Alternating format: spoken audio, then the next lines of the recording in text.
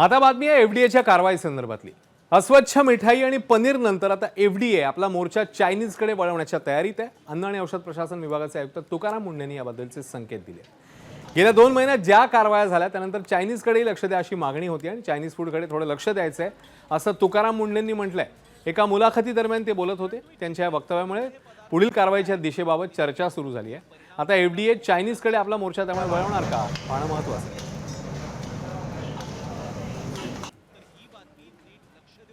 पुणे विद्यापीठामध्ये आता F D आहे म्हणून सांगायला हरकत नाही. तिथं चायनीज गाड्या भेटायच्या असायच्या पाषाण रोडला. मी असा आता विचार केला जाऊन बघाव्यात का जरा तिथे.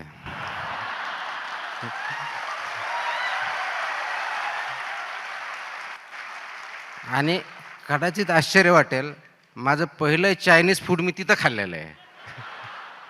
म्हणजे चायनीज काय होतं तोपर्यंत काय माहीत नव्हतं. चायनाच्या बाबतीत मी इंडिया चायना वॉर, इंटरनॅशनल रिलेशन्सशी अभ्यास केला होता. चायनीज फूड त्याच्यामध्ये कधी अभ्यास नव्हता केलेला.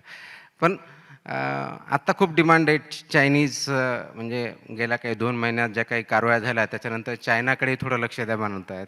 तर ते थोडं चायनीज फूडकडे आता पुढं लक्ष द्यायचं आहे.